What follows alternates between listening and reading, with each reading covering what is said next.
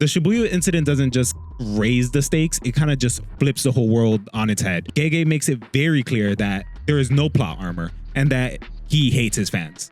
If you know, you know. If you don't, well, buckle in, buckaroo, because we're in for a ride.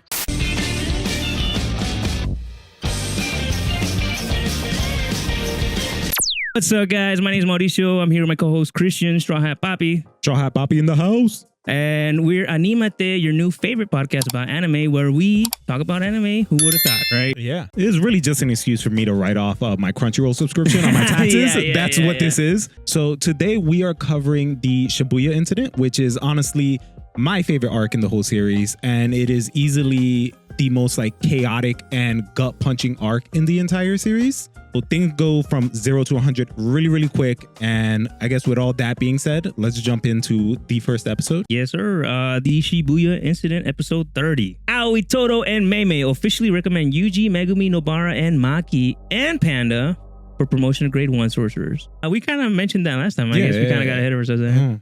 During a shopping trip, Nobara meets Yuko, Yuji's former classmate, who has a crush on him and invites him and Megumi to hang out with him afterward. I genuinely forgot this happened. Yeah, they have like this whole, she used to be chunky, right? Yeah, so it was Yuji's friend from back in his school days. Yeah.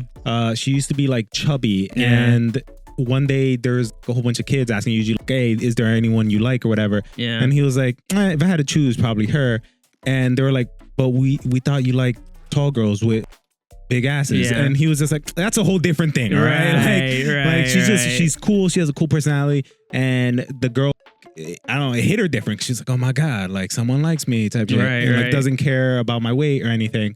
So she develops like a crush on him. Right. And she ends up losing weight and meeting and looking for him after, like in Tokyo.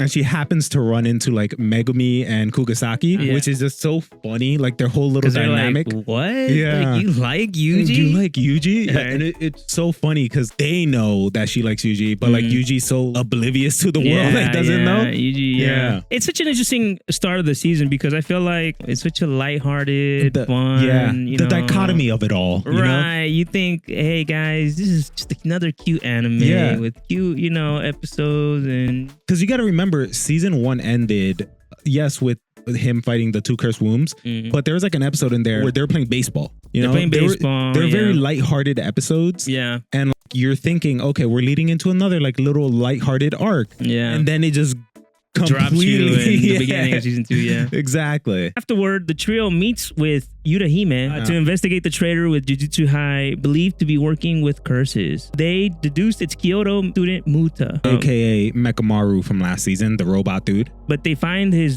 physical body missing. A flashback reveals Muta had made a secret deal with Geto in exchange for helping them.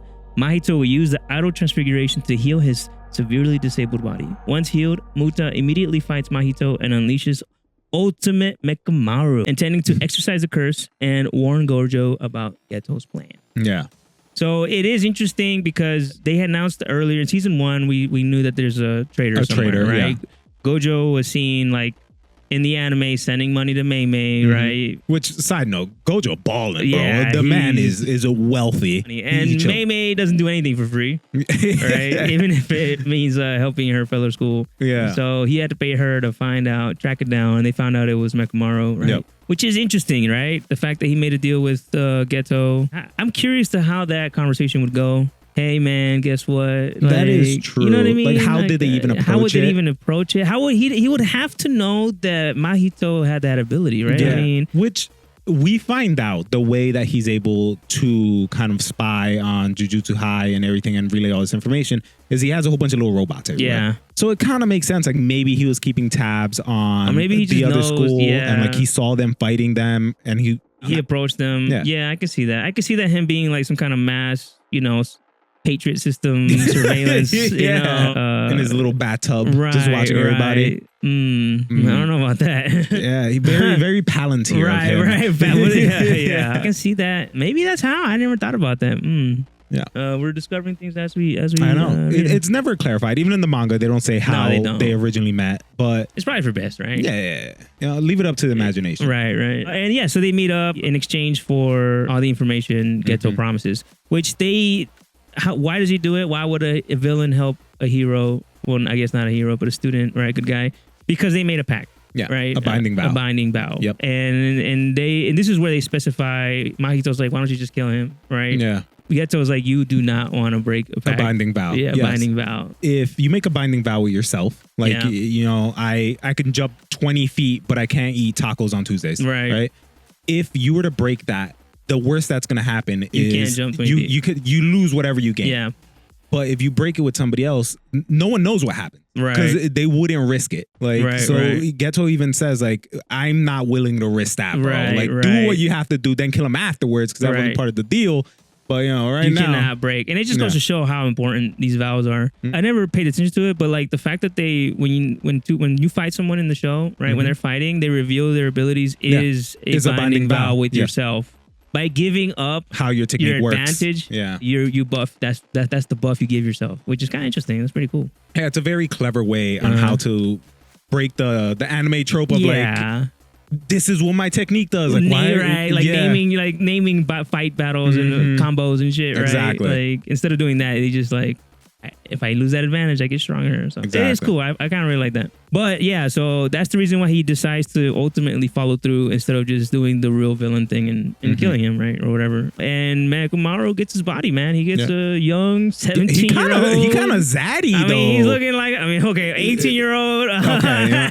I don't know how old he is. You know?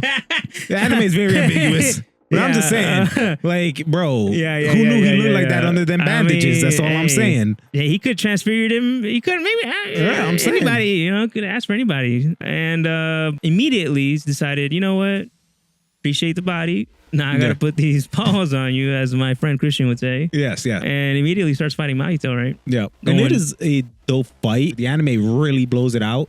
And it just looks like an Evangelion, like Gundam type battle. It's nuts. Yeah, I mean, again, Mekamaru's heavenly restriction is he was born with like a very weak body, right? But the game glass bones and paper skin, right? Like, that line is crazy, dude. It gives him this like immense amount of curse energy, right? And with it, he literally fucking rides around in a Megazord, right? And is like he's kind of like saving up.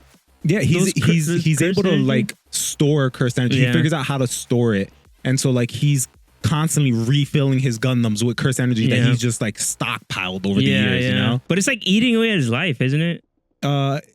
There is a life timer, like years, but that's just to show like how many years it took him to build that up. Okay. So it says like you have 30 years. That's 30 years worth of cursed energy. You know? So he's got to be at least 30 years old. I don't remember what the numbers were, so do not quote me on that. Or do quote me on that and argue with me in the comments. I don't know. It's something like that. Like he's got a lot, and he's been storing it, and he's been using it, and he's fighting Mahito. One key aspect of the fight. I mean, go watch it. It's such a great fight. It's a great fight. They're going at it. You thinking, okay, I mean, who is this dude? He really ain't gonna be shit, right? But he puts up a great fight. And honestly, if things had gone differently, I don't know, it would have been interesting, right? Because he actually does, with his special, he creates like these special rounds that can hurt the soul, right? Yes. And just completely throws Mahito off his game. So a few things to note here to kind of elaborate on the fight itself is, one, Mekamaru is not looking to win necessarily. He's just looking to get far away enough to where he could leave the veil and call Gojo. Like his whole plan is, I need to get a contact with Gojo. Yeah. And because they put up a veil when the fight starts, there's no reception in and out. So he can't reach him. Right. So he's like, okay, maybe I have to fight. If I fight and I win, great. If I fight just long enough to get the hell out of here and call Gojo. So the rounds that you alluded to are essentially he put a simple domain in a round. So when like that's what ends up hurting him. Like he's attacking his like soul directly. And Mahito eventually opens up his domain expansion, right? And that's when he's able to use the simple domain to kind of protect himself, but he only has a limited amount. He has to use them sparingly. Yeah. You know? To elaborate a little bit on the domains, it plays a big aspect in the story a bit, you know what I mean, and how things work. Simple domains are essentially, instead of using an actual domain, which is creating the whole barrier, you kind of just surround yourself with your own little domain. You aren't manifesting anything like a true domain. A domain expansion would. The way you got to think about it, during a domain expansion, there's like a orb with like a space, and that's your technique ingrained in that. The simple domain basically nullifies the sure hit technique by putting its own space in there. Yeah. So essentially, it kind of stops the complete domain expansion by having your own little circle there. Little circle, yeah. It can be overpowered. So if their domain expansion is just that much better, strong, right? It can be overpowered. It's still kind of a push and pull. Right. But not everybody can use it. The domain expansion basically says anything in this bubble if is guaranteed to get hit by you. Yep. Right? Yep. And then a simple domain is like just literally you, and inside that little circle inside of you, you know, is kind of protected. Yep. Essentially. And it doesn't guarantee you anything but kind of not getting hit immediately. Not getting 100% targeted. That's literally it. That's you know all what I it mean? is, yeah. You're absolutely right. It is just nullifying the sure hit. Yeah. That's all it really does. Like, you can still get hit by an attack if, like, you know, they control it or whatever. Like, you're not immune to getting hit. Yeah. It's just stopping the sure hit aspect of the domain expansion. That's all it does. What makes a domain expansion so powerful is that vowel aspect of it. And you see the balance of, like, you know, give or take. You sacrifice having a limited area but guaranteed hit versus having an even smaller limited area but only being used defensively. You know what I mean? And that's literally that's it. Yeah, that's the simplest way I can put it, I think. A simple domain. You're not wrong. Yeah. Without getting it's not right, but it's not wrong. There's a lot more minutia to it, but it's not relevant right now. It doesn't matter. Just think of it like that. Like, it'll nullify a sure hit attack. That's all it is. And we bring it up because it matters. It starts to play a big role in the plot. It starts to play a big role in, like, you're gonna see people be like, I'm so confused. He's in it. Why isn't it working? Or what's going on? So it's gonna matter. We also learn about a new kind of like domain in the Shibuya incident that we'll go into later. Yeah. But it is relevant to what we're talking about. Right. So we just want to specify, like, these are the differences. This is why this happens, right? If the whole show is about give or take, you know what I mean, like sacrifice, equivalent exchange. Equivalent exchange, if you will. It's this is why it matters. Yeah. Anyways, so Mahito puts his domain expansion out, goes for the kill. Mekamaru uses a simple domain, kind of breaks the actual domain, and he thinks he won.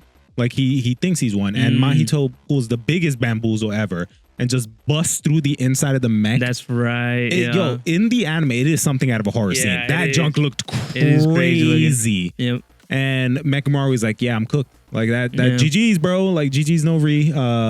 He gets the cheese touch, and that's it. You know, it was the last we see of old Mekamaru. He put hell of a fight, though, man. Yeah. And he hit Mahito. He took out his arm, and he's like, Mahito's freaking out. He's like, what the heck? At one point, he turns to a bird or something. He has like wings and like. And he's like, his arm grew back. It's like, no, he's faking it. Like, he made a fake hand. Yeah. But his soul has been touched, whatever. It's so wild. Yeah, it's such a good fight. And like, in the middle of the fight, he's also like looking at Geto like, like, you gonna jump in, bro? I swing at him? And Geto's like, nah, I'm good, dude. That is funny. Yeah. Geto's like, you seem like you got it. You got it, yeah.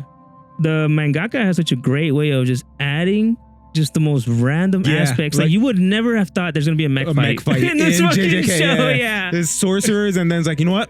Fuck it. This needs a Gundam, next bro. thing you know, we need aliens. Like, I think that's where we're gonna end up at some point, right? You jest, but have you heard of JJK Modulo? No, I have heard of it. Yeah, I know I think the final chapter's coming out or something. It just ended, Yeah, so all right, we'll get to that. I don't know. Oh. Anyways, I think we talked about it last time. Did we? Yeah, but I don't think I put it in the episode. Episode 7. Mahito regenerates most of the damage from Muta's attack, but Muta manages to launch a curse energy imbued missile that damages his soul directly. That's where his arm. I hate that they call him Muta. His name is Mekamaru, bro. I know that's his real name, but like, it is. Mekamaru sounds way cooler. I'm saying though. Mahito activates his domain expansion. We just completely went into episode 7, trapping Muta inside, but Muta counters with a simple domain, which destroys Mahito. As Muta prepares to attack, Mahito, having survived their battle, catches him off guard and kills him. Several days later, on Halloween, a veil is erected over Shibuya, trapping thousands of civilians who are all manipulated into calling for Gojo. Several sorcerer teams, including Megumi, Nobara, Maki, Nanami, and Panda, are stationed at various entrances around the veil to respond while Gojo enters alone. That is pretty This is when stuff gets real, bro. Crazy. A veil comes down on Shibuya, and the people inside are being forced to say, Gojo, Gojo, help me. And then he's like, who's Gojo? I don't know. They're literally they just told us to say it. Yeah. It's such a weird. We also got to note this takes place on October 31st, Halloween. It's Halloween. Which Halloween in Shibuya is nuts. Like the amount of people that come out, like think of like New York during New Year's Eve type stuff. Yeah. It is this.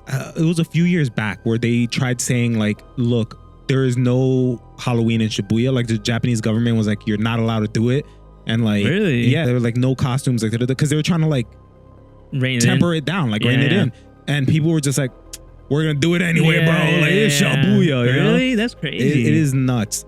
So it goes to show how many people are trapped in there. Like it is a good amount of people. And Shibuya, Shibuya is that city or that spot in like Tokyo Drift, right? Where he's like, spinning in circles. Yes, it's the cool crosswalk. Yes, I didn't know that until I watched the show, and I was like, hey, yo, that's that Tokyo Drift spot. Yeah, it is. I've been there IRL, no big deal. Whatever.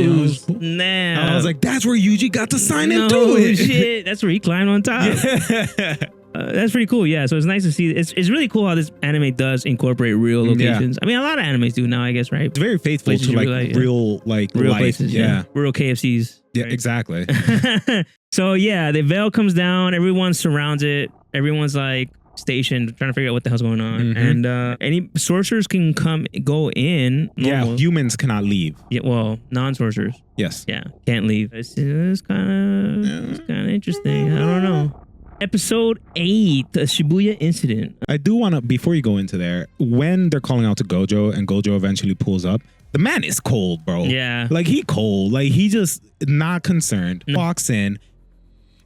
There's so many people. He's walking on their heads, which is nuts. He's walking on their heads with limitless. With the infinity, so he's not actually touching them. But it's still cold, bro. Yeah, he is kind of like, excuse me, whoop, my bad. Like he doesn't really care. He's just walking over bodies, literally stepping on bodies. So unconcerned. All right, episode 8. Gojo enters the crowded Shibuya station where he confronts the curses Jogo, Hanami, and Choso on the train tracks. Meanwhile, Yuji accompanies Mei and her younger brother Ui. Yeah. So Mei and Ui. Yes. To investigate a second veil at a different station. There, they find transfigured humans indicating Mahito's presence.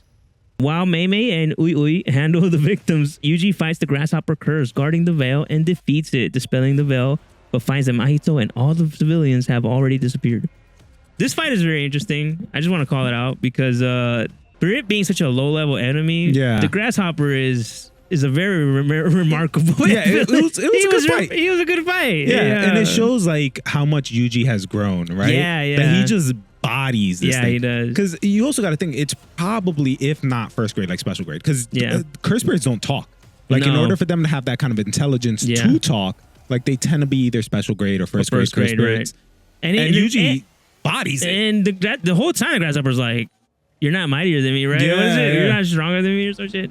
And he's just like, all right, I guess. I don't know. It's a fun fight. It's really fun. It's silly. But also you see Yuji kind of, putting in work here. Yeah, he puts in work. Cool. Also, for those who don't know, Mei is the crow girl who loves money, has the white hair and like goes over their face. And Ui is a new character we're introduced to, is her little brother who is weirdly obsessed with his older sister. There's some weird shit. It is very weird. You kind of lost me here, bro. Yeah. I don't know. I mean, we'll go into it. We'll go into it right now. Just know that he really, really admires his sister. Let's just say it's very. Anyways, Mei, she's got the big ass braid in her face. Yes. Yeah. She's the crow lady, right? Exactly. She's first grade. She is a first grade. Following Geto's strategy, Jogo uses the surrounding civilians to limit Gojo's movement and prevents him from using his full power. He and Hanami execute a domain amplification, which allows him to neutralize a sorcerer's curse technique, forcing Gojo to avoid them. Jogo recalls Geto's order to delay Gojo for 20 minutes until Geto arrives with the prison realm. All right. This is where we start to get... Yeah, it gets crazy. I think it's really silly that Gojo is literally just going down these he's running into like multiple veils, and he's just like, fuck it, and he's just going in them. That like, is true. Blind. It is veils all the way down, all right? the way down. I think it's there's like 2 or 3 veils. Yeah, and I think one of them only he can go through or something like that. It's like basement 5, like the lowest level he's able to go through. And you can kind of see the planning going on. Yeah. Everything that Geto has kind of put into motion during this point, it's all been building to this, right? Geto's whole plan is to steal Gojo because he knows he can't move forward with anything till Gojo's out of the picture. 6 Eyes is out of the picture. Yes. And he can't beat him. No. Like he's tried, he can't. So he's like, we have to seal him. Yeah. Jogo's try to fight him, got mollywopped. It wasn't even close. So they come up with this elaborate plan to basically trap him in there, exhaust him, and put him in a position where there's other people there that he has to look out for. Yeah. They say it countless times throughout the story. Gojo works best when he's by himself. Yeah. Because he doesn't have to worry about anybody. He doesn't have to like worry if anyone's in danger. Right. It's just him and his enemies. Right. And that's when he works best. So they put him in this position where he has to be concerned about other people in the area. But even saying that, Geto says this, he says he's not Yuji Itadori. No. Gojo will weigh the risks, and if he has to put humans in danger, he will.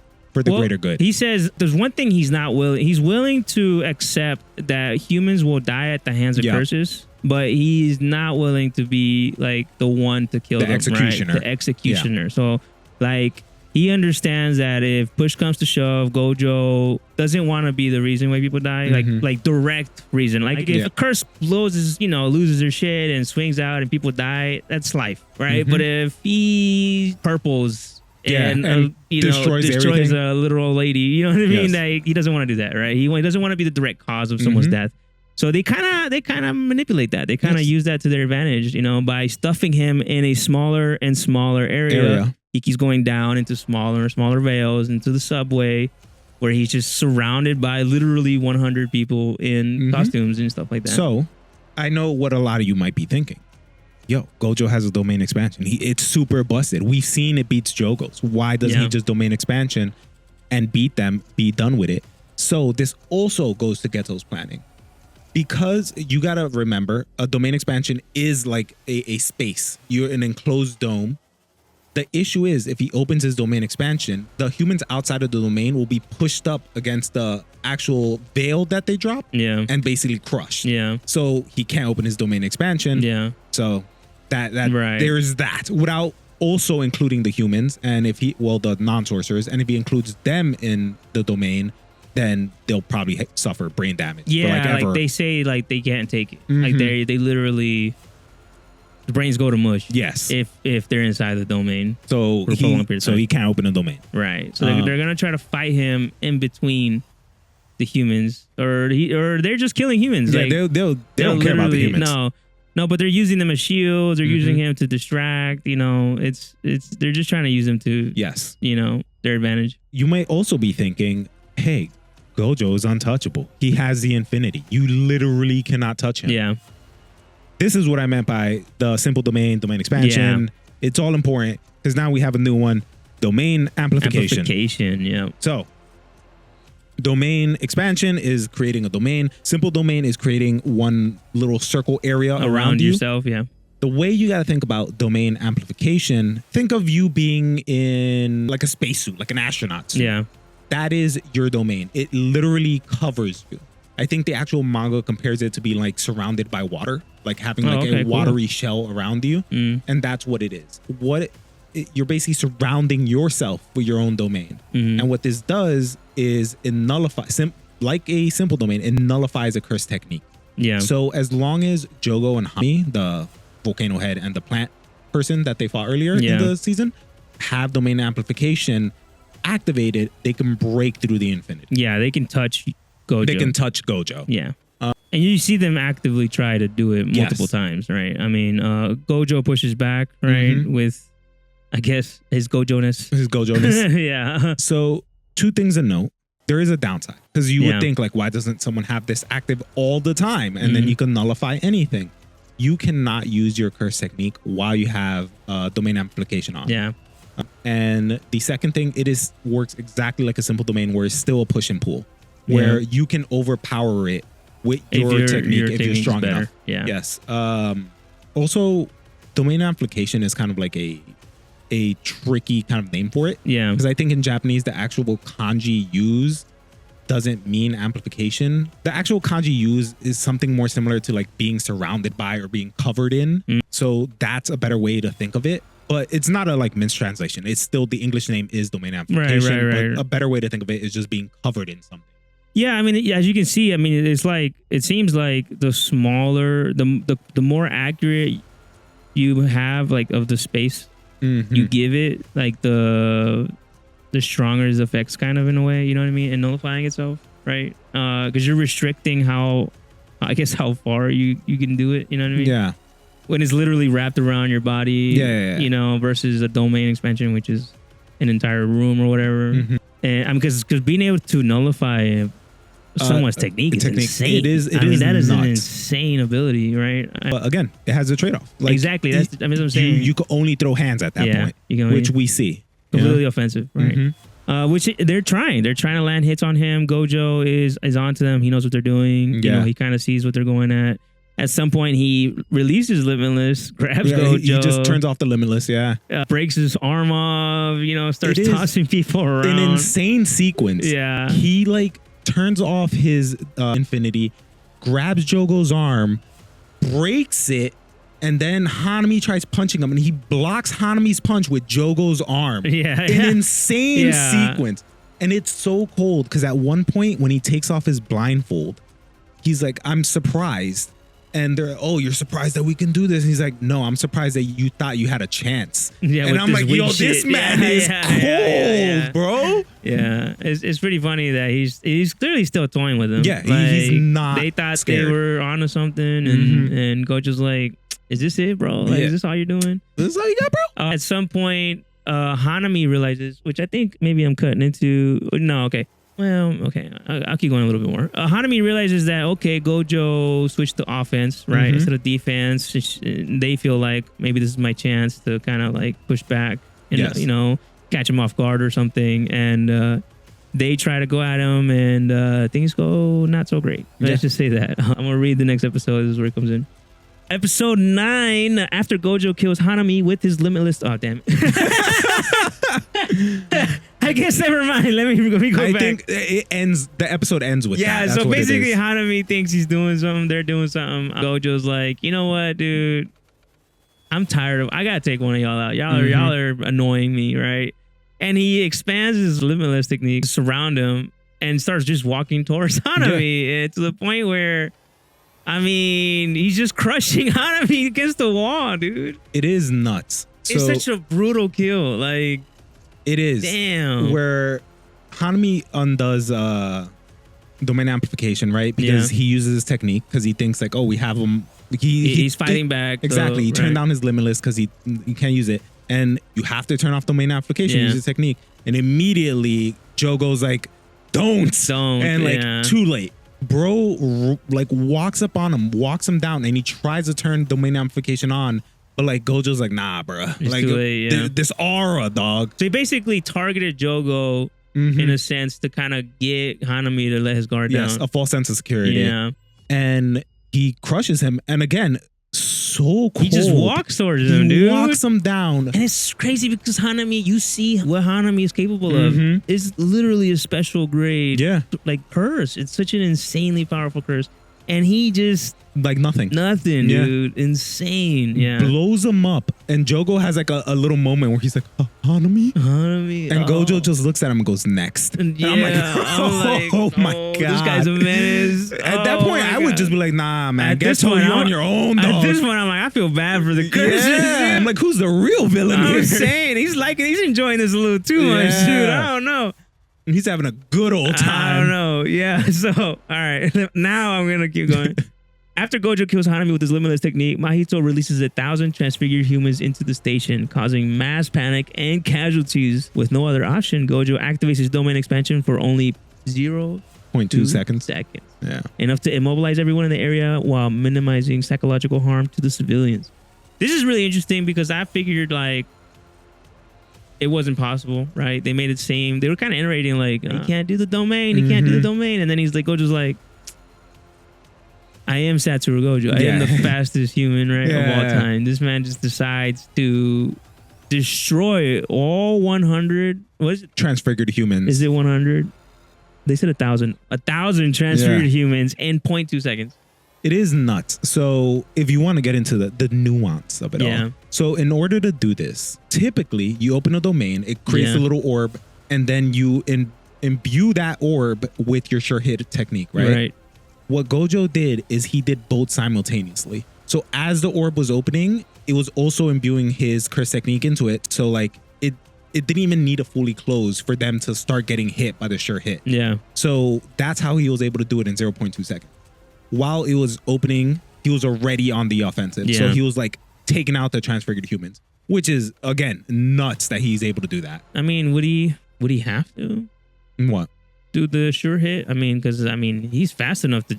Well, he needed to do it in order to immobilize all transfigured humans before they attack the actual normal non-sorcerers. Yeah, so he knocks out 1,000 curses. Yeah, and rips this them literally apart. makes everyone else faint, right? It makes every non-sorcerer pass out. I think the actual narrator says like they'll need rehab, but it'll only be for a certain amount of time. Like they'll be fine in like 6 months to a year, some shit like that. Yeah. I guess, dude. I don't know. It's the lesser of two evils. Either that, you get like munched on by a transfigured human. Get split in half by Choso, right? Exactly. Choso's literally running around, literally lightsabering manipulating people, right? Yeah. So yeah, because of that, he's able to get through it. But it's honestly a trick just to get him to, exhaust himself. Is really. He killed 1,000 cursed or transfigured humans in 0.2 seconds. Gojo he's tired. He's out of it. He's really tired. He's exhausted. And you can see it in his face, right? He's breathing hard. He's huffing and puffing. I'm going to keep going. He then exercises all the transfigured humans, saving the crowd, but severely depleting his energy. As anticipated by Geto, he is then suddenly confronted by the prison realm box. And before he can react, Geto greets him. Does it say how long he has to be in place? I forgot what the time. 20 minutes. 20 minutes? Yeah, Geto was like, hold him for 20 minutes. Okay. Oh, well, I think Geto really specified like tire him out. Yeah. Like, fight him for 20 minutes. Minimum. Well, he has to be in the presence of the prison realm for a certain amount of time. I can't remember. Oh, I don't know. It doesn't say. Geto greets him. The shock of seeing his deceased friend stuns Gojo, momentarily distracting him with memories of their past and allowing the prison road to subdue him. Gojo then realizes the man before him is not truly Geto. The imposter reveals himself by opening his skull to expose a sentient brain with a mouth. He explains that his curse technique allows him to transplant his brain into other bodies, and he has taken over Geto's corpse to gain access to his curse manipulation. Elsewhere, Yuji learns through a Mechamaru mouth earpiece that Gojo has been sealed. Yeah, Gojo's exhausted, mentally, physically. And you got to remember, using a domain expansion takes up an absurd amount of curse energy. Even Gojo, who has like perfect curse energy control, it still tires him out. Right. He just moved like light speed. Yeah, dude. exactly. It'd be insane to say that he's not tired. A little winded, a little tired, yeah. I get winded walking up the stairs. This man just made like feats. The whole thing is he has to be in front of the prison realm within like, I think a 4-meter radius of the prison realm for exactly 1 minute for him to be sealed.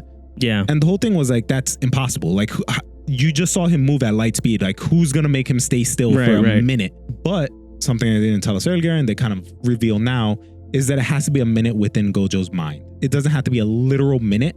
It's just like a minute relative to Gojo. Really? Yes. And because Gojo's like mind works so much faster than everybody else's, like a flash brain. Yeah. Right? Like, so when Geto pulls up, throws the prison realm and says, hey, Gojo is immediately like reminded of all the memories of his like best friend. And that basically makes up the minute in his mind. Like it's an entire minute of memories essentially in his head. And the prison realm opens and immediately starts sealing him. Damn. I didn't realize that.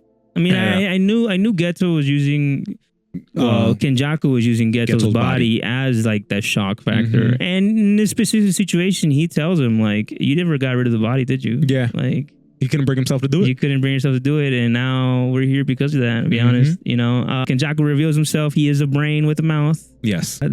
How do you figure that out? How do you figure out that you can put your brain in someone else's body? That is very interesting, right? At what age were you just like... my curse technique is to put my brain into someone else's body. How does that... That's crazy. I don't know. I don't know how he came to that realization. I don't think they ever tell us. And because of this, I mean, I don't know. I don't want to spoil anything. I guess I won't say anything. I'm not gonna. I was just gonna say he's very old. Yes, like he's from the Heian era. Yeah, he is from.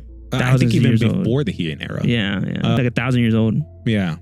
What is very cool, and I think is a very beautiful character moment here for Gojo, is so this is Geto's body. This is Geto's body. Everything in is Geto's body. Yep.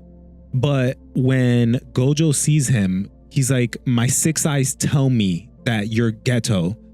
Yeah. But I know it is not. Right, like right. I know in my heart of heart it is not you. Right. But I know it's not true. But I know it's not true. Yeah. And it's such a beautiful callback to their friendship and everything that Geto meant to him.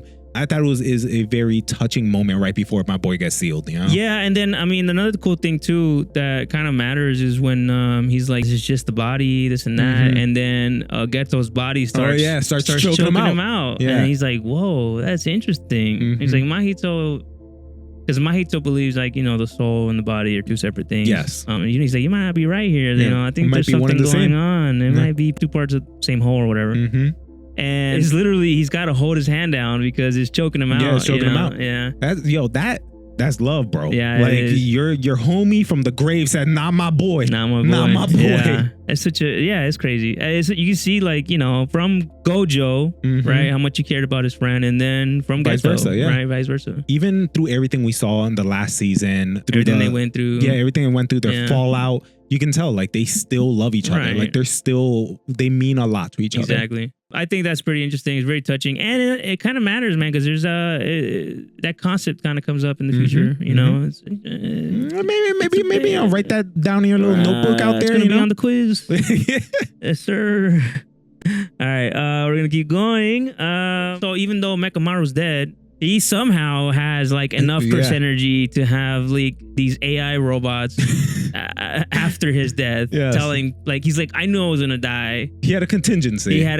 Plan, and he had these little earpieces fly out, and they're pretty much catching everybody up because the veil is up. They can't communicate. There's no service. Cell phones don't work.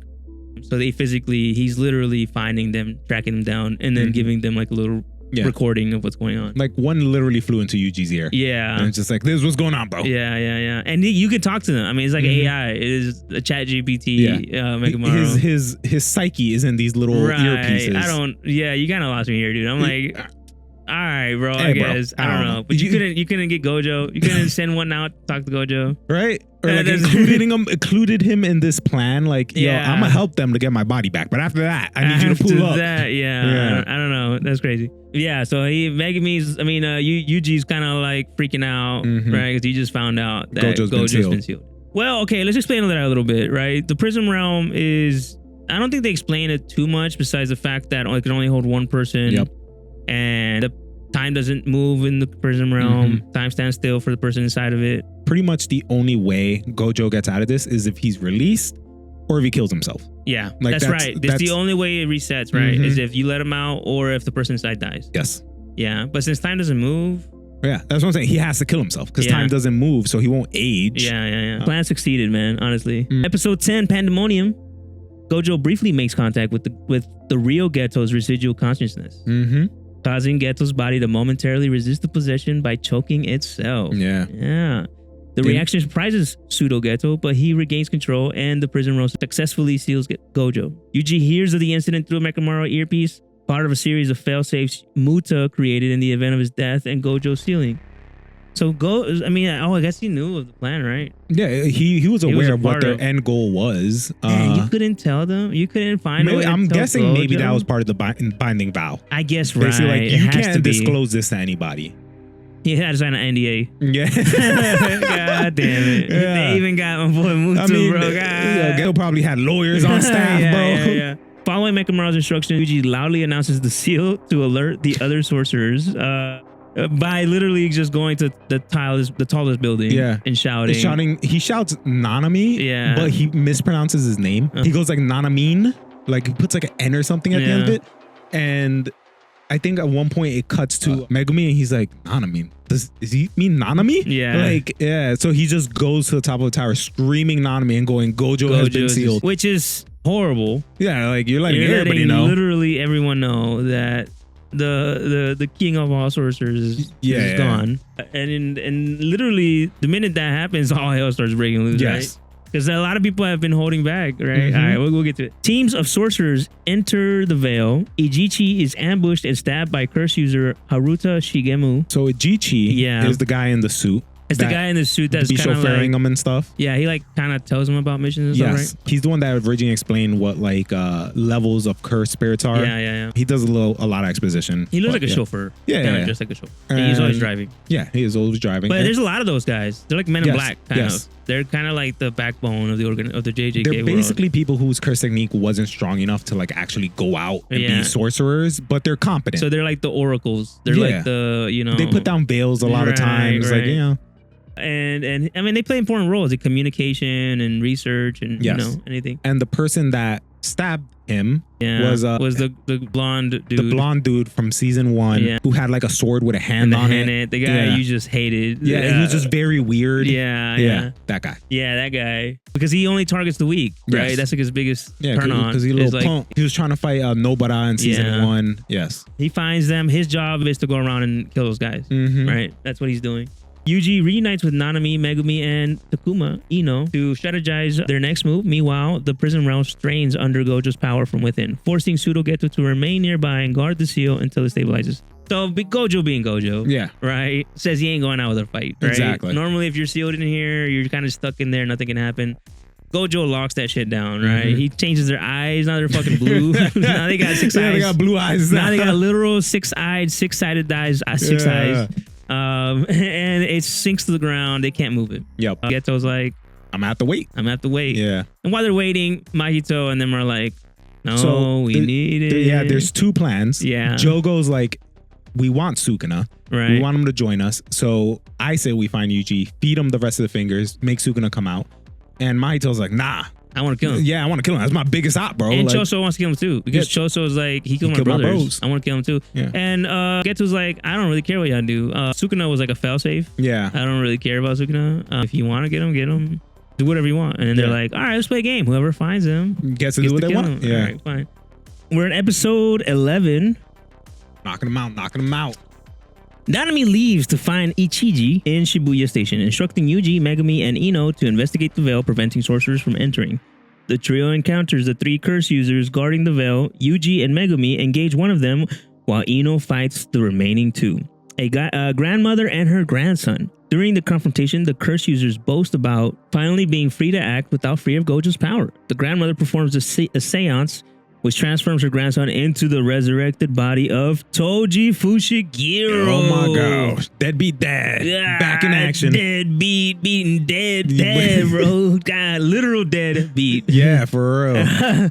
Whose strength and abilities quickly overpower Ino. Yeah, dude. Poor Ino, man. He did not see it coming, shiesty sorcerer, bro. Yeah, I know. What is it when he wears a mask? Ino is like a third person they kind of introduced this season. He was introduced earlier. He was like Hanami's sidekick. He was like Nanami. He looks up to Nanami. I mean, Nanami is like... he looks up to Nanami. Nanami was going to put him up for promotion, or at least that's what he was hoping. Yeah. But he puts on a shiesty. Yeah, he puts on a sack.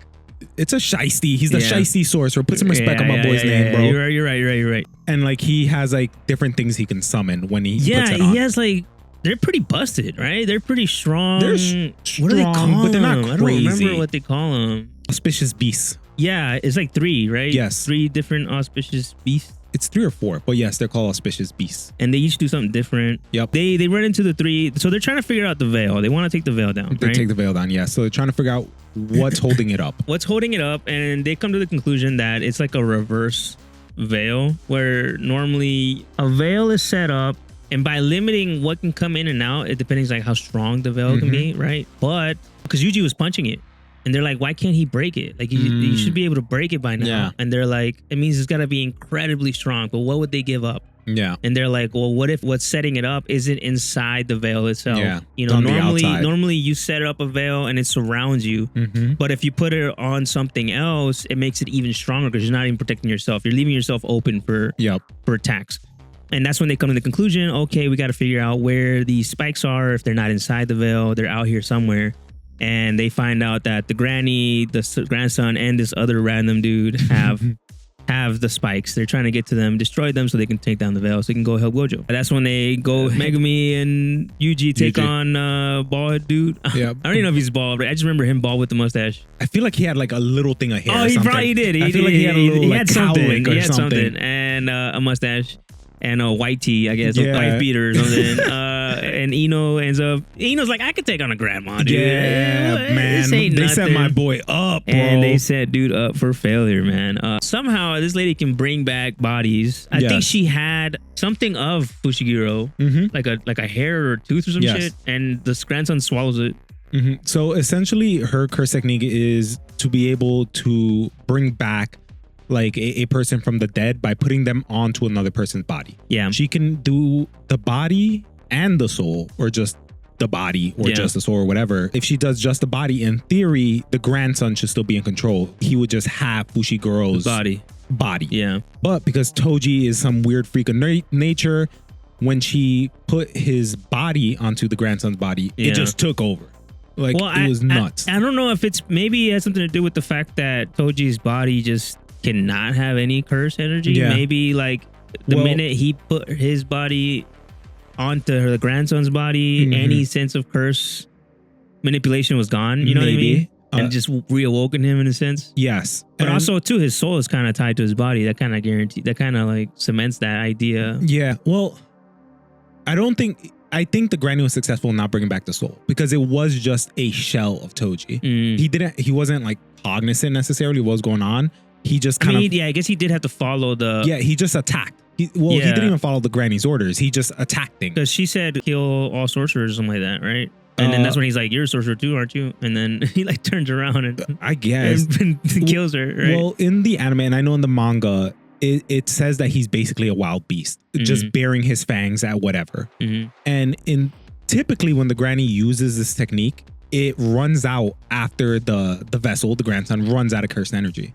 But because Toji doesn't have any or use any, it just keeps going. Yeah. So basically, just Toji's back. Toji's just an infinite combo right now. Yeah, exactly. You can't stop him. Yeah. And he's targeting the strongest sorcerer in the area, in any area. In any area. Yeah. He's just attacking. He's just attacking without reason. Yes. Right. So he immediately kills the grandma. Ino gets just tossed off the building. Right. He doesn't he just falls off the building. Yeah. And they're just fucked up, and then the grandma is splattered on the floor, right? She gets Batman back alley, pearls on the floor. Like, it's not. And then Martha and Martha waned her. And then they're just he's sent. Wow, dude. At the same time, Megumi and Yuji are fighting this dude, and it's such a good fight. I don't think is there a bad fight in JJK? I don't think there is. I don't think I've said this is a horrible fight. Exactly, right? Yeah, right. But I just want to say the Shiesty sorcerer is alive. He gets thrown off a building, but Megumi does the Nue, the big owl, and saves him. So he cool. Just want to throw that out there. Yeah. Because he may or may not play a big he was like, role. what the hell? What happened to you? Right? Yeah. So he's So for the time being, Toji just runs off. Yeah. We don't know where fucking we don't know where he went. Yeah. But so Yuji and Megumi are fighting little bald dude. I'm gonna call him Keebler Elf. Meanwhile, Megumi deduces their opponent's inverse technique, which reverses the effect of attacks to make powerful strikes weak and weak ones strong. He and Yuji overwhelm him with a barrage of both strong and weak attacks, defeating him. Yeah. That's literally what you were getting into.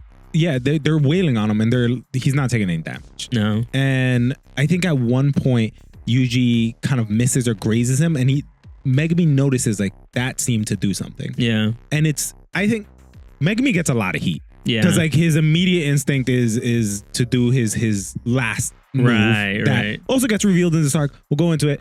But for right now, Megumi gets a lot of heat because like they call him potential man. Because Gojo says he has a lot of potential, but he never kind of lives up to it. Yeah. But I think this goes to show like bro's battle IQ is elite. Through the roof. Because like he deduced this just by looking at it. Like and you see this multiple times in the anime where he just kind of figures it out. He figures it out. Yeah. So he realizes, it's not that he's just immune to damage. He's inversing it. Where if you hit him hard, it'll feel like a light punch. But if you hit him with a light punch, it'll hit him hard. And he can turn it on and off at will. Yeah. Right? You kind of have to time it. So Megumi's just like, bro, you just hit him soft, I hit him hard. Yeah. One of us is gonna get through. Right. Yeah, they do it, and they like one shot him, and he's just like, how did they figure it out? Yeah. I mean, he like surrounds him with the rabbits. Right, he uses the rabbits to escape, kind of blind him or just hold him down and so they can talk. Right, it literally is just a distraction. But I guess it works because also they don't hit very hard. Yeah. If he gets hit by a rabbit, like it might deal a lot of damage. Yeah. But they hold him down a little bit. They talk about it, and yeah, they literally. I think they try to like fake out, do a lot of fake outs, and trick him into seeing like when he's gonna land a hit, when he's not. You know, Yuji kind of determines like, oh snap, let me hold back, Megumi hits. It's a really fun fight, you know. It's a fun fight. Because it does look like, damn, who is this guy? You can't land a hit on him. It's crazy. He's just eating everything. From Yuji too, bro. Like Yuji throws hands. Yeah, so it's really funny. They knock him out. He's kind of like, oh man, these metal. I would have gotten away with it if it wasn't for these meddling kids. It's very like Team Rock is blasting off again. Like it was just such like, all right. Yeah. You felt like it was gonna be something bigger, but it just ended up being nothing. Like, I mean, it was just a fun moment. It kind of introduced a little bit more of like Megumi, his character, his battle IQ. They and also, when they first show these two sorcerers, they allude to like Gojo in the past, where when he was born, the power dynamic kind of shifted, where there was a whole bunch of these curse users that weren't sorcerers. They weren't in it for the greater good. They were just in it for themselves.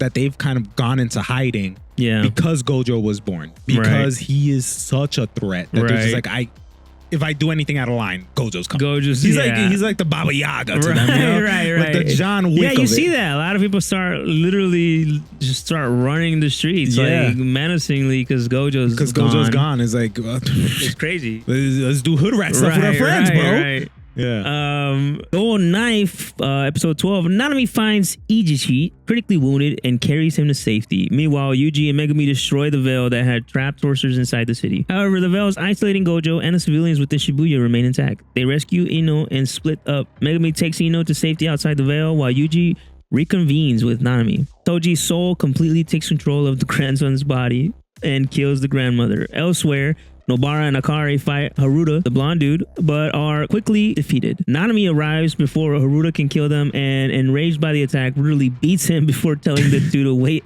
for rescue. So some stuff's happening. Little chess pieces are moving around the board. Yeah. Everyone's dealing with their own little hell. Yeah.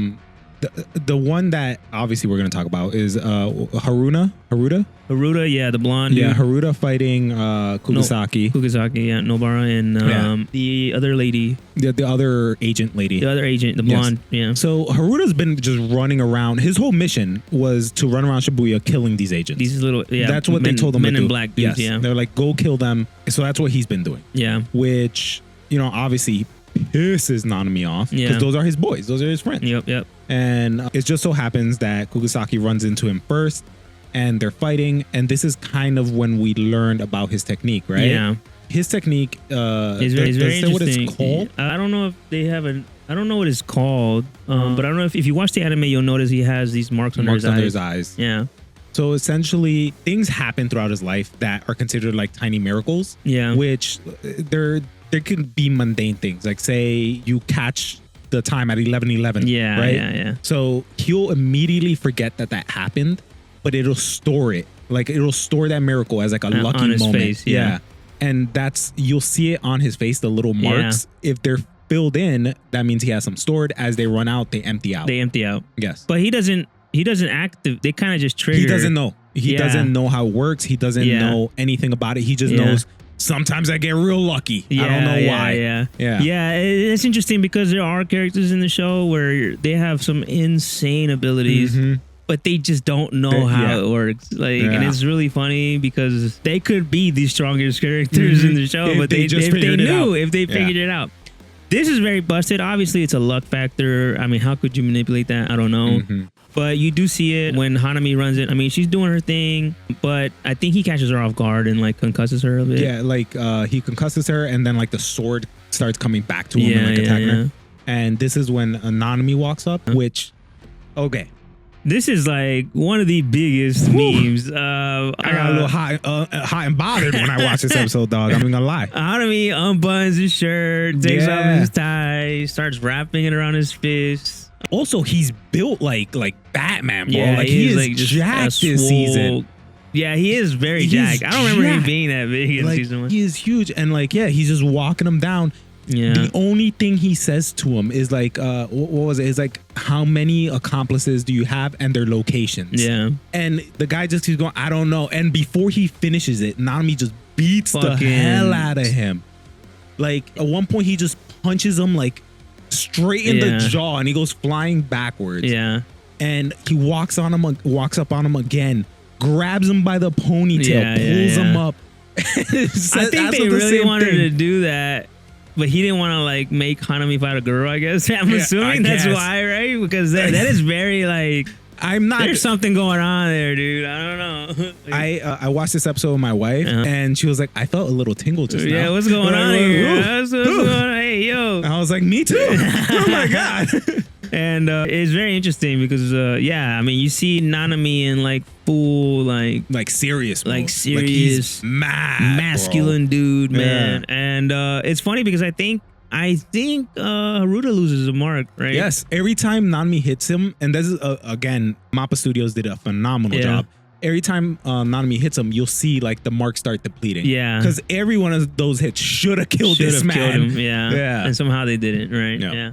In the subway tunnels, Pseudo Geto unleashes a special grade curse spirit against Mei Mei and Ui Ui. Yuji encounters Choso, who seeks revenge for the deaths of his brother at the hands of Yuji and Obara. His brothers are the other death paintings, the green hate. What did you say it was?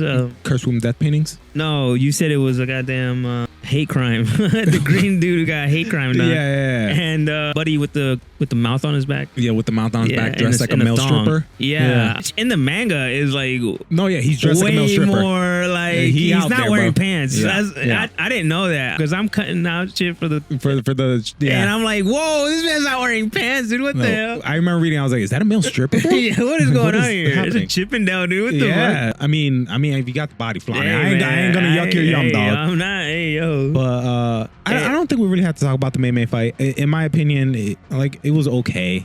It is a very there we go, first spell. Nah, I think they just didn't go into it very well because I think I think the idea of the spirit is very interesting. Yeah. It's a special grade curse. It has a plague, right? Like it's a plague, yes. Where he drops like a rock on you or a tomb, and you have he starts counting, and if he counts to 0, you die. Yeah. But if you're able to break out of it, he just does it again over and over and over. And the theory is eventually you're gonna gas out and just die. But we basically enhances his curse energy, so then he's the strongest target. The tomb targets him, and then Mei Mei just kills the thing. Yeah. Which Mei Mei, I mean, it's interesting because she goes into her life a little bit, how she'd never had any crazy abilities. Crow is the best ability she has. So whatever power she has or technique she has is because of her hard work and talent and, trying to prove them wrong. I think that's cool. I think that's pretty interesting. She is like this grade 1 sorcerer that is a pretty beast. Crappy technique. She was able to turn that into, I mean, she really doesn't use that. She's just physically strong, right? Well, her technique is to control crows, right? Yeah. But she's figured out a way to basically force a crow to make a binding vow to get a whole bunch of curse energy, but to explode. So that it's called crow strike. So essentially she kamikazes crows at people. Yeah. And the narrator says, no one's ever survived crow strike except for Satoru Gojo, of course. Yeah. Well, she's crow strike them? I remember them saying that. I just didn't think about it until now. Except for Satoru Gojo, of course. Right. So yeah, I mean, it's incredible. I think it's a fantastic. It's cool. And that's what I say. I mean, I think you can have a shitty power or a shitty curse, and it's just up to you how you want to use it. Right? Do it. Yeah, it's up to the interpretation of the user. Yeah, exactly. But yeah, Mei Mei's fight, it's interesting. It's cool. It adds a little bit more about her, I guess. It's also interesting from the aspect of she sees Geto. Yeah. And she's just like, I don't really want the beef, like I'm not getting paid for this anymore. Right, so we don't gotta fight type shit. Yeah. And that's why he's just like, After this fight, she just kind of leaves. Right. She's like, all right. She could pursue him, I guess. Yeah, she could, but she was like, nah. Right. Because I mean, honestly, she understands too. Like, it's Geto. Like, one of the strongest students at JJK. I ain't trying to go up against that. A special grade. Yeah. Because then, I mean, if she's struggling with one special grade curse and he has, I don't know how many in his pocket. There's no going up against that. Because she doesn't know that it's not real Geto. No, so she doesn't. For all she knows, he's just been stockpiling curses all this time. So Yeah, because I mean, even though the scar's there on her forehead, nobody knows what it is. What it is, or what he is, or what's going on. Except for with him. Satoru Gojo, of course. Except for Satoru Gojo. Yes. Choso, yeah, so he's pissed. He wants revenge. He's fighting. And this fight, well, even before we get in the fight, phenomenal fight. Yeah. Let's talk about how it starts. That's right. Yuji is running down the subway system, and he jumps down a flight of stairs. Yeah. It is on sight, bro. Yeah. Choso makes eye contact with Yuji.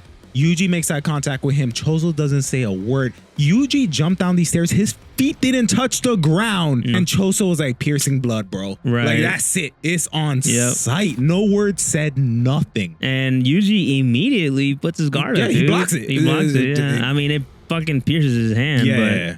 But it's still kind of nuts that he was able to block it. It literally in slow motion. Yeah. Like, he's falling, puts his hands up, Choso pierces, or deflects it. He deflects the...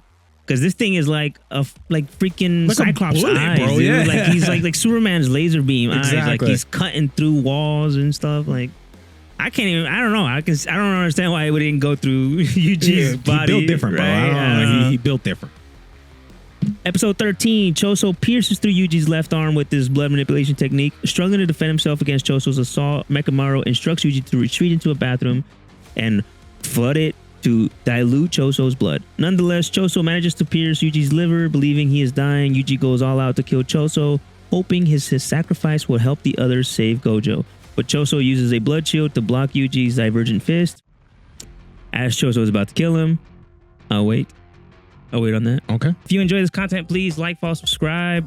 Be a part of something bigger. I mean, as you can see, we're growing. We got a whole 25 followers. That's right. You want to be number 26? Hit that follow. And you can be one of the first to say, hey, yeah, I was a fan before they hit 100. Also, if you're watching on YouTube and you don't have time, you can also listen to us on YouTube, Apple Music, Spotify. If you don't have YouTube Premium, I know that sucks. Yeah, I mean, it sucks because Yuji is already at a disadvantage, right? He comes in, I mean, Choso is a special grade. Choso is like probably the strongest blood manipulation user in the world at this point. At this point in the story, yes. He is by far the strongest blood manipulation user. I don't even remember the other guy's name. And Mr. Irrelevant. But Choso is the strongest. He's fighting him. Blood manipulation is through the roof. I mean, this man is just putting the paws on Yuji because... Obviously, Yuji's hurt, you know, and he's special grade. Like I said, he's a problem. Also, Yuji doesn't have a curse technique. No, he doesn't. No. And I really enjoy Yuji's fights because they are a little more grounded. Where there's no like, yes, it's very cool to see Gojo use purple and like infinite. But Yuji just throws hands. He throws hands, and even in the manga, like people have said, like the stuff that Yuji does is actual martial arts. Right. The stuff that Gege like says he does, that Gege kind of narrates in the actual manga, people have said, yes, these are actual martial arts concepts that he does, which is very cool to see. And you even see like his fight poses are real different martial art like things. I think that's great. I think it is kind of an interesting topic in the world full of curse energy, in a show, an anime manga full of these like convoluted powers and constructs. You have the main character being this. I don't have any of that. You know, I mean, I do have curse energy, but I'm gonna put these hands in your face, dude. I'm just gonna hit you really hard. And I again, that just shows more of that balance that he's kind of trying to push out, like the give and take. You know what I mean? Like, there's just a lot of that, man. I don't know if it's intentional. It's got to be intentional, right? It is. It's got to be but I mean, it's just there's so many of that aspect in the anime, in the show, in the story. This man must have been writing the story for years. And it feels like it, right? Because there's so much of it in the show, but I think from my understanding, he never intended it to be a full show, full manga. I think it was supposed to be a one shot. JJK Zero, right? Was supposed to be the one and done. And they were like, this is cool. We need more of this. More of this shit. And you can see that in some aspects where there's just not a lot in like deeper lore in some areas. I think JJK is the only anime where people complain like this was the only show that would benefit from filler. Because like I would have loved to see more of this, or I'd love to see more of that. But man, I'm glad. I don't know, and I think it is very satisfying to have like everything matter, everything aspects part of the story, or just kind of like mirror other aspects of the story. I'm a big fan. That's the reason I'm really, really falling in love with the story. That it's just like there's so much to it. It's so much to it, and the deeper you dig, the more you kind of find. Right. And yeah, maybe some of it is us making stuff up to be like, oh yeah, and Gege's just like, yeah, totally So attended that fucking one, totally bro. meant Yeah. that. Yo, you got caught me. that? Fuck, I thought nobody got Yeah. But it definitely, I mean, there's a lot of symbolism, man. There's a lot of, I don't know, or maybe subconsciously too, man. You don't realize, you're doing that. But he's kind of like speaking through his the medium. So they're fighting. Choso is a fucking problem, right? Yeah. Yuji's wailing on him, but it's not working. He's not gonna win. No, he's not. I mean, he's already getting tired. Choso's a curse. He can just cure himself. He's kind of, Well, he's not a curse. Oh, not he's a curse. He's wound. He still has to use reverse curse technique. Yeah. But because of his like interesting biology, because he is a curse wound that painting, he's not entirely human. He's half curse, half human. Yeah. His cursed energy makes blood. Yeah. So he has like an infinite amount of blood, right. and also lets him use reverse curse technique just intuitively. Like it's just so much easier for him. It doesn't take as much cursed energy to do. Right. And he has like blood armor on his body protecting him. I mean, it's looking like a losing fight, right? Yep. Mechamaru's like, go to the bathroom, but really just to kind of constrict the space around him, and also if you can dilute the blood, he won't be able to compress it in order to as do piercing blood. hard, and maybe you can get around it, and it works a little bit, right? It makes sense because you think about it, blood coagulates, right? Yeah. In order to prevent more blood loss or whatever, Right, but right. it coagulates. If you dilute that, it won't be able to coagulate, which is the thought process there. Right. Very sciencey, Yeah, science, bitch. It kind of works a little bit, right? It's kind of doing. Yeah, no, it did what it was supposed to do. But it's what Choso ends up doing, if I remember correctly, is he takes blood into his hand and shields it from the water and then pressurizes it like that. And that's how he's able to kind of harden it. Yeah. And then he uses that to basically pierce his liver. And Yuji's pretty much dead. Yuji's pretty much your he's liver gets lost too blown much. out. It's GG's Right. dog. I mean, you get punched in the liver, dude. That shit knocks you out. Yeah. And it's looking not so good for for our Yuji. Choso, in that moment, something very special happens. Yes. As Choso is about to kill him, he is suddenly overwhelmed by fabricated memories with Yuji, in which Yuji addresses him as his brother. Confused, Choso has to fight and wanders away, while the Hasaba sisters find the unconscious Yuji. So I believe the actual quote was, in that very moment, a memory of an event that never took place was born in Choso's mind, which is the exact same thing that they said for Toto when he remembered like their childhood. Right. So for a long time, the community is Yuji's curse technique to make people think that he's their brother. Yeah. It feels like it. It feels like it, right? It confused me so much. Like seeing Toto wail on him, brother, and then seeing Choso wail on him, I'm like, hold on, there's something here, dude. Something's going on. I don't know. It kind of lost me for a second. I was so confused. Choso, he just gets up and like he's lost because now, I mean, one of the few things he only cares about in the world are his brothers. And now he's kind of like, is this my brother? Like, he's lost. He's like, what's going on here? And they don't really highlight this in the anime, but in the manga they do. Yeah. Choso's able to sense when his brothers die. If you remember back when his other two brothers, Ketsuzu and Ajisu, he remembered. He knew that it happened. He said, "Oh, they're dead" or something like that. Yeah. So when Yuji was on death's door, that's when he felt that same feeling, and he was like, "Wait, hold on, what the hell's going on?" Yeah. And he just kind of freaks out and walks away. Right. And that's when the two sisters that Geto saved from the cage, find Yuji. Call back to that, yeah. And they're still trying to serve Geto because they believe that what Kenjaku's doing in Geto's body is like blasphemous. It's wrong. Yeah, I like, mean, he's he just should not be in his body. Right. Yes. They want the body to bury it, and But yeah, they show up out of nowhere because it seems random, right? You haven't seen them since Geto saved them. And they're helping Jogo help Yuji. Well, not help Yuji, but put the fingers in. They're not necessarily helping Jogo. Yeah. They're trying to find Yuji to bring back Sukuna in order to have Sukuna kill Geto. That's their whole thing. I don't want to go too far ahead because I guess let's just read it. Yeah. Mei defeats the smallpox deity. That's what it was, the smallpox. Spirited by using Uyui and her crows as a distraction. After the battle, the siblings are confronted by Pseudo-Geto. In Shibuya Station, Nanami, Maki, and Naobito, the head of the Zenin clan. The current head of the Zenin clan. Face the cursed spirit Dagon.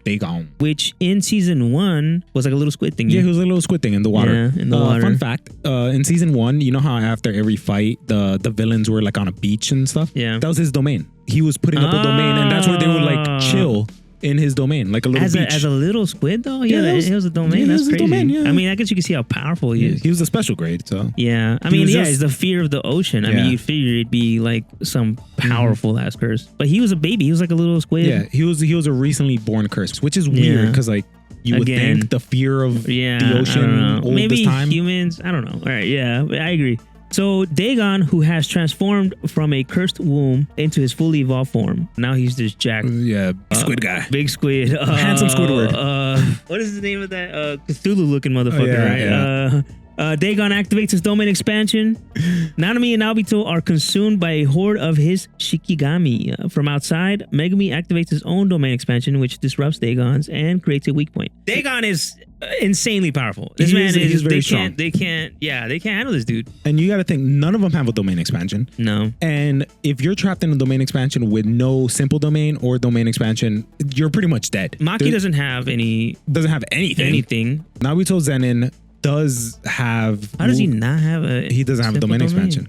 Domain expansion, it's not just being a great sorcerer, it's understanding like barrier techniques well enough, which is what a lot of people struggle with. That's what Megumi struggles with, why he has an incomplete domain, because he can't like understand the concept of making a big space in a little space. Right.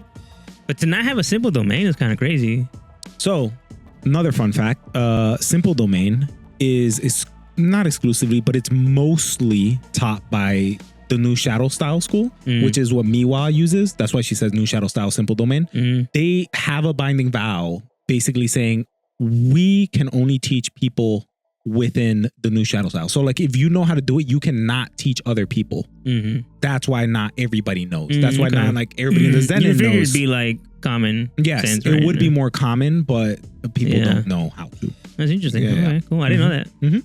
So what happens is, first of all, one of the squids immediately takes out Naobito's arms. He loses an arm. Yeah, he loses an arm upon getting in there. And thank God Megumi shows up and puts his domain within his domain. Yeah. But again, because his domain is incomplete, also he's not strong enough. No. Like he's already like tired out by this point. Yeah. So all it's doing is stopping the sure hit effect. Yeah. So they try to come up with a plan, basically saying, hey, everybody come to me. We'll get out of this domain through my domain. Like the hole that he pierced. I'll make a hole, right? Yes. We'll get out of here. We'll get out of here. And so he basically calls everybody over there. And as they start coming over there, someone comes in. Because Megumi was outside the domain. And he went in the domain by activating his own domain, right? Yes. And that's why he's like, whoa, I can't destroy it, but we can get out of here. Yes. Through my domain. You know, if I can make a hole big enough for everybody. Yes. Right. So obviously his domain is gonna lose, but he's putting out just enough to create a hole. Yeah, he's not trying to fight the domain. Exactly. He just wants to make a hole in it to get out. From outside, Megumi activates his own domain expansion, which disrupts Dagon's and creates a weak point. Nanami and Naobito survive, but before the three can escape, Toji emerges through the domain's escape route. Yes. So as he's telling everybody, all right, hole's big enough, let's go, let's get out of here, Toji comes in like just posing, this aura farming off the rip.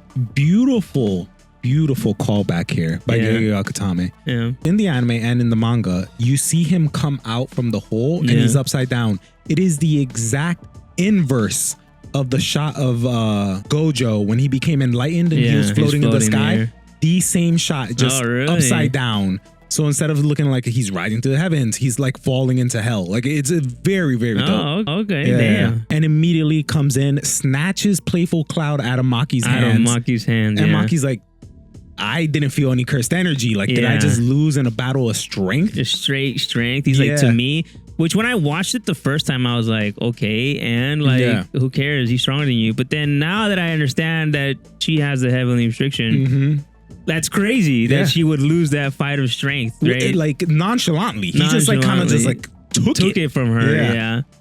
He comes in, takes the playful cloud from Maki, right? Yeah. And which is essentially like 3 poles connected by a chain, right? Yeah, it's like a 3-pronged pole thing. Yeah. And just starts, demolishing Dagon, right? Beating the brakes off of this man. This man's teleporting. This man is just speed running, and he runs across the water like Sonic the Hedgehog.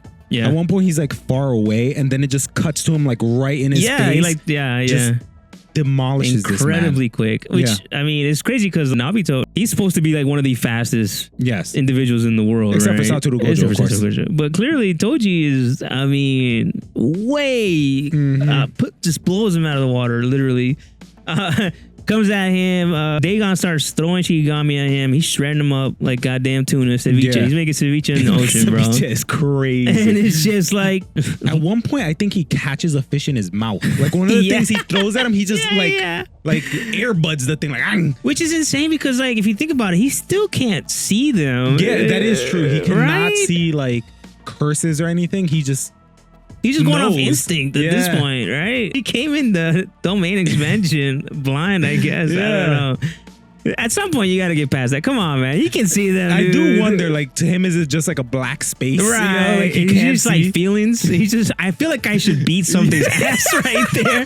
You know what I mean? Like, something tells me That's how I feel when I go into work in the mornings. Like, something's telling me to just beat the shit out of these people. Something's telling me to swing really hard that way. Like, even though I can't see, like, it's like walking in a pitch black room and just saying, I know I got to swing in this general direction. He essentially gets to the point where he starts sharpening playful cloud into a spike, which like this is a special grade curse tool. Yes, this thing is worth billions of dollars, incredibly powerful, and he's just making it into a toothpick for fun. Like, not even, he could probably have killed him without it, but he just wants to, just as an extra fuck you to the Zenin clan, right? Because they're takoyaki in this bitch, you know?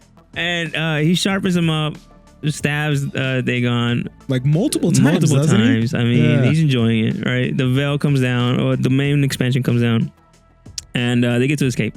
And immediately, as soon as it comes down, he starts attacking Megumi, which is he kicks him out a window. He can fall out. And I think we were talking about this beforehand, but it also goes to show that, again, potential man is potential man. You have the leader of the Zenin clan. You have Maki, the strongest, not a sorcerer human, whatever, heavily restricted. You have Nanami, which is a sort of grade one sorcerer, and his instinct is to go for Megumi. Yeah, right? go for Megumi. So it's like I said earlier, bro. You can't say your dad. Everybody's freaking your deadbeat dad who left you. Yeah, your adopted dad. Right. Both told you, like, bro, like, everyone's you got telling you. bro. Sukuna's looking at you. Yeah, Sukuna licking his lips over there, kind of creepy, and like even it's still not clicking. I don't know. I don't know what else he needs, bro. Like you can't say your dad doesn't believe in you when he immediately wants to kill you, right? I think it's like, you know, I don't know, like a Jets fan, you know, right. or like a Mets fan, you know, like I know they got it in them, but they just can't get there. If they believe how I believe, it's it kicks him out, and as soon as that happens, Jogo walks in, and like I said, Jogo is like, he's such a like personified human. I mean, curse, because like he truly cares about curses. He cares about his friends. He cares about Hanami when Hanami was the tree person was killed. He cares about Dagon, the fish person. Yep. Curse when he finds his body, he hurts for his friends. Yes. And out of all the villains, I feel like he truly does want a better life for curses, right? I think that's his end goal, to live, just have a better life for curses to live, and in his way, his vision is humans can't exist, right? Yeah, because of that. His ideal world, or his goal, is for curses to become the new humans, right, to dominate, humans, and he's hurting, he sees it, and one cool aspect is you do see kind of a power scaling here, because every time we see Jogo, he's getting his ass beat, right? Because he's always fighting the strongest people. But he is always fighting the strong. He's fighting Gojo. Yeah. He's fighting, you know. But in reality, he is like an incredibly powerful curse, right? Because he just blows up Maki, right? He like takes out Hanami. Just like touches them. He gives it, again, he's just not even like, trying. Like he's not even breaking a sweat. Yeah. You see a little bit of Nobito's ability where he starts like skipping through frames. They explain it here, and it's It's very convoluted. It's called projection sorcery. Yeah. Which essentially is you're able to make, 23 movements in 1 second, which is like a frame of animation. Yeah. But the downside is you have to follow this path. Yeah. So say I made a path that I'm going to run and jump all within a second. I have to do that. If I do not, I get frozen in place for 1 second. Yeah. You get stunned, yeah. Anything you touch also has to follow that rule. Yeah. It has to move 23 times in 1 second, or else they get frozen in place. For most people, that's kind of impossible. So of course they're gonna get frozen in place. Yeah, and they manipulate that too. Yeah. They'll push you in the opposite direction or something that they projected you to fall. Yeah, and you get stunned. And the more they follow that projection, the faster they go. Yes. Right. So a good way to think about it is he is the fastest, but it's a build-up. It's not like just saying I'm super fast now. Yeah, it's not like Sonic or the Flash where he's just instantly fast. Yes. Like he has to kind of get to that. Right? Yes. So it's like I'm moving this distance in a second, and then I'm continuing with that speed, and I'm reactivating technique to move this way in a second. So it's just building up on the speed. Yeah, it makes him faster over time. Yeah. Yes. But he is incredibly fast, right? I mean, to us, it would be like instantly, right? But in reality, it's taking him a certain number of 23 seconds to do it, right? And you see him like kind of just sliding through, and he's getting by Jogo, the volcano guy, and Jogo doesn't even. Yeah. Jogo doesn't even. He literally traps him. I guess I don't know how he figured it out. I don't remember if the anime does this, but the manga does it. The narrator basically states he's in a weakened state where because he has his arm blown off, Jogo was able to get to him. And just lights him on fire. Yeah, lights him up. Yeah. So basically, that's it. He knocks out he knocks three of the strongest out within a second. Yeah. It wasn't even like a major part of the episode. It was just like, they're all gone now. Joe was like, that sucks, and then walks away. Like I don't know. Chogo arrives and mourns Dangon before abruptly incinerating Nanami, Maki, and Nobito in retaliation. Sensing Sukuna's presence, Jogo finds the Hasaba sisters feeding one of Sukuna's fingers to the unconscious Yuji. He forcibly feeds Yuji an additional 10 fingers, raising the total to 15. Jesus. Yuji's just deep throating causing Sukuna to awaken and temporarily possess Yuji. Wow, I forgot it was 15. It's 15. He's at 15 fingers. Wow. So 2 things. The finger strength is exponential. Yep. So he's at 15. If he were to get a 20, it's not like he's 5 fingers stronger. It's exponential. Yeah. Also, 2, fun fact, Gege found this out after writing this. And also, my wife works in the medical field, and I asked her if this is true. It is. You cannot force feed somebody something while they are unconscious. Because they have like a reflex that'll just spit it back up. So them trying to force feed fingers wouldn't have worked, but whatever. Well, I guess I'm sure Jogo would have figured it out. I mean, Yuji might just be a glizzy goblin, right? Like a professional. You might just have that throat. Yeah, that throat goat. I don't know. I'm not gonna yuck anyone's yum type stuff. I don't know. Anyways, so we've said that he can handle the fingers, but in quick succession, it kind of overwhelms him, and Sukuna takes over. Yeah. Yes. So Sukuna possesses Yuji. The sisters plead with Sukuna to kill the imposter inhabiting Geto's body and offer the location of another finger as payment. However, annoyed by their audacity, Sukuna brutally kills them. He then makes a deal with Jogo. If Jogo can land a single hit on him, Sukuna will help their group and spare only one person in Shibuya, Megumi. So it's pretty, man, Sukuna is just one evil bastard, dude. Like, I don't blame him, but at the same time, why would he care for these girls? But yeah, I don't know if he's necessarily evil. He just doesn't care. Right. And this comes up later where his whole thing is, I just live for myself. Yeah, I don't care about other things. And he kills the 2 girls because he said, she was like, hey, we have this finger, we gave it to you. We know where there's another one. If you go down, kill this fake Geto, we'll tell you where it is. Right. That pissed him off because he's like, how dare you give me orders thinking a finger is gonna tell you, like I'm a dog? Right. And just kills him. Like immediately just kills him. Yeah, I think this is where they iterate like, no, Geto says it when he's like, if you're gonna make a deal with the sorcerer, make sure it's a binding vow. It's a binding vow. Yeah, so they can't break it. Yes. You know? Because initially they told them if we help you, you'll release Geto's body back. Yeah. And he was like, nah, I ain't doing that. Right. Bro. For what? Right. So, I mean, that's kind of dirty, but I mean, he's not lying. Yeah. You have to make a deal. You got to have it in writing, dude. That's true. So Sukuna is like, Jogo, what's up, man? Yeah. What are you about, my guy? Like, what is going on here? How about we run them ones and then we'll figure it out afterwards. And they go to town. He's just here for a good time. That's all it is. He doesn't really care. There's really nothing like, man is just here for the moment. He just wants to have a little fun, there's bro. Literally nothing. I think he knows he doesn't have a lot of time, right? Yuji's gonna come back at some point. But it is pretty insane that he just decides to go all out. Mm-hmm. And I think he just wants to fight, right? At this point, honestly. That's the thing. He lives just for himself, like to do stuff that he thinks is fun or that he enjoys. Right. And to him, one of the things that's like enjoyable to him is testing himself against other powerful people. Right. So this is him just like, I'm gonna cut loose a little bit. And next thing you know, Sukuna and Jogo, they gotta test their strength, man. They gotta see. But unfortunately, we are out of time. Guys, if you like this content, please like, follow, subscribe. Stay tuned for part 3 of season 2. The rest of the Shibuya arc. Shibuya incident, yeah. There is still, honestly, this has all been built up. I know it seems like it's been a lot of stuff has happened, but it is all built up. The best is yet to come.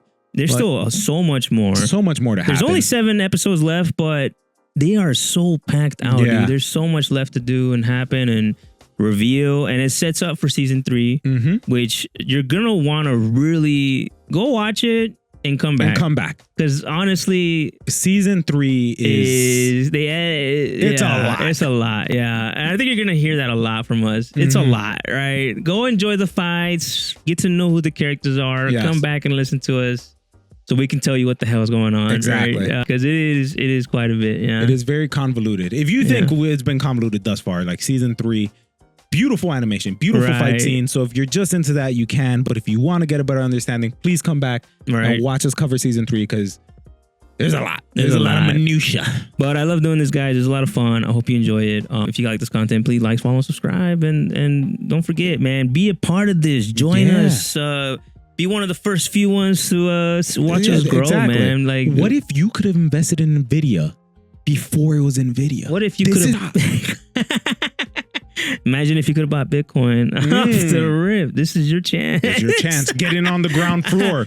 Guys, if you like this content, please like, follow, subscribe. Follow us on, if you don't have YouTube Premium, Spotify, Apple Music. If you listen to us on there, please give us a rating. That actually helps a lot. Kind of boost the channel, boost us. And let us know what you like, man. Also, once we're done with JJK. Yeah, what else would you like to see? What other anime where you're just like, this was really cool, but what the hell did I just watch? Or what is going on in the plot? Let us know. Or we just want to we'll do the classics. I love the classics. We'll hit up something. Even if it's like, that one time I got reincarnated as a refrigerator. Yeah. Let me know. I'll watch it. I'll watch it. I'll watch it right now. There's that one that's like a dude that's a chimpanzee or something. Like, what is that? What is that? Like, anime's kind of, it's been all over the place. That's crazy. I know there is one that I've been wanting to watch where Jesus and Buddha are roommates. What? Yeah. Okay, fuck it. I mean, why not? It's pretty dope. But yeah, we're here. We're listening. I hope you guys enjoy it. Please be a part of this, man. Help us out. Share it with your bros. Share it to anybody who likes podcasts. Yeah. And likes anime. And like I said, this isn't meant to replace watching the anime. It's really intended to follow along. But we're hoping to set it up in a way where you can follow along, even if you've never seen it, and enjoy it with us, tag along, hear what we got to say. Yeah, exactly. So, well, thanks for watching. If you made it this far, thank you. We appreciate you. We love you. And buenas noches. Buenas noches. Peace.